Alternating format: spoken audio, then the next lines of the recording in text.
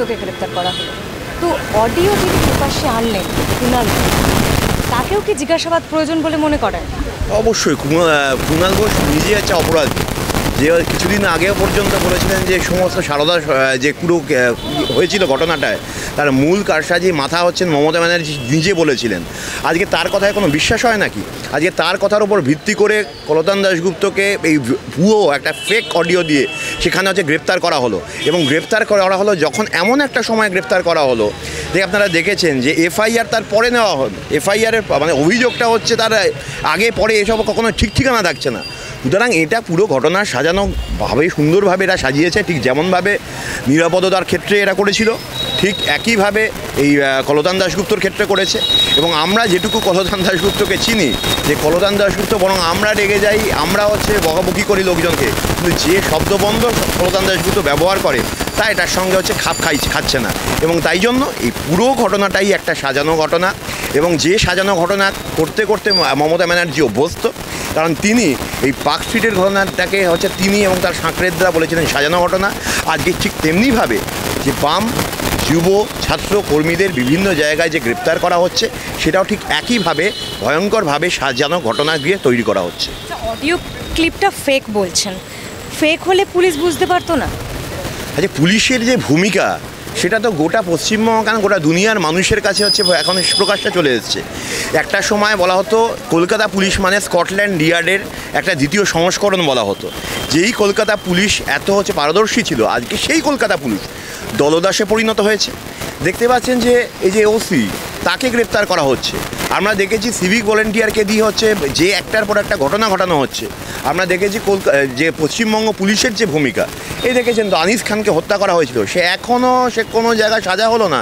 এবং যেটা বারবার সবাই বলছে, আনিস খানের বাবা সেলিম খান বলেছিলেন যেখানে রাত্রির অন্ধকারে যেই সিভিক ভলেন্টিয়াররা এসে আক্রমণ করেছিল, যেই পুলিশ গুন্ডাদের আশ্রয় দেয়, হরিমোহন ঘোষ কলেজের সেই ঘটনাগুলো আমাদের মনে আছে এখনও, যে পুলিশ নিজে আক্রান্ত হয়েও কিছু বলতে পারছে না, কারণ মুখ্যমন্ত্রী স্বয়ং বলছেন আমি গুন্ডা কন্ট্রোল করি, এ ঘটনা বলেছেন।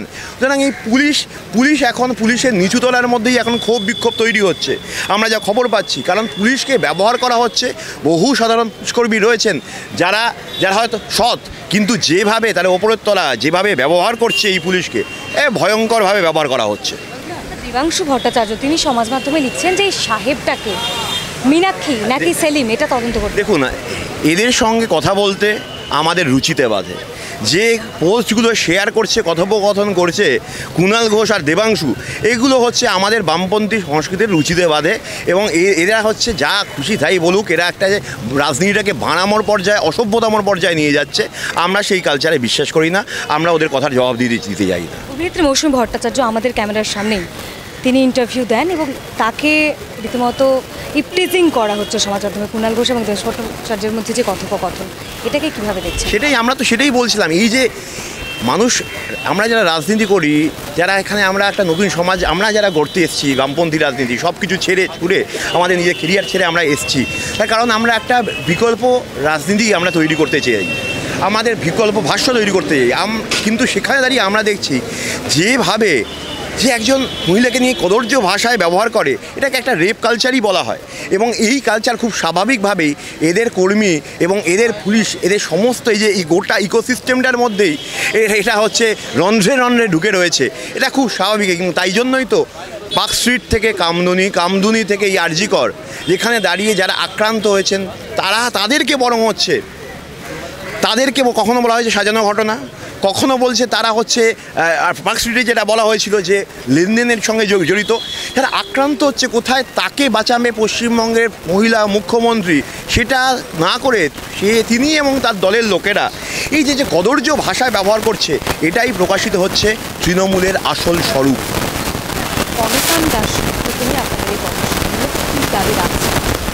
অবশ্যই আমরা কলতানদার এখানে, আমরা যেখানে গোটা বাংলায় হচ্ছে স্লোগান উঠেছে যে হচ্ছে তিলোত্তমার বিচার চাই এবং কলতানদার মুক্তি চাই, সেখানে দাঁড়িয়ে আজকে কলতানদার এবং সেক্ষেত্রে এই লড়াইয়ের একটা অংশ, আমাদের মূল লড়াইয়ে এখানে গোটা বাংলা যেভাবে লড়ছে, আমরা বলছি, বারবার বলছি যে তিলোত্তমাকে বিচারের জন্য আমরা রাস্তায় নেমেছি এবং সেই লড়াইয়ের একটা গুরুত্বপূর্ণ সৈনিক কলতানদার, তার বিচারের দাবিতেও আজকে বাংলার ছাত্র যুব নাগরিক সমাজ রাস্তায় নেমেছে।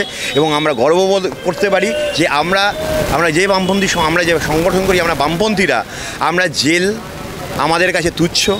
কারণ আপনারা জানেন যে বামপন্থী আন্দোলন করতে জন্মই হয়েছে যে বামপন্থী, সেখানে হচ্ছে আন্দামান সেলুলার জেলে, এবং শুধু সেটা আমাদের কাছে খুব গর্বের বিষয় যেভাবে আমাদেরকে মিথ্যা অভিযোগে আমাদের জেলে পাঠানো হচ্ছে। কিন্তু আমাদের ইতিহাস আমাদের মুক্তি দেবে। কলতানদা কিছুদিন পরেই মুক্তি পাবে, সে আমরা জানি। আজকেই রেশমি যেমন মুক্তি পেয়েছে। যে এই ঘটনাগুলো মিথ্যে, এই ঘটনাগুলো সাজানো, এটা জলের মতো স্পষ্ট হয়ে যাচ্ছে, সামনে একটার পর একটা আসছে। এখানে কিন্তু আমরা বলছি অপরাধীদের সাজা দরকার, অপরাধীদের ফাঁসি দরকার, এবং যে অপরাধীরা এই ঘৃণ্য অপরাধ করছে তারা যেন কোনোভাবেই ছাড় না পায়। এবং আমরা বারবার যেটা বলছি, মাথা ধরতে হবে।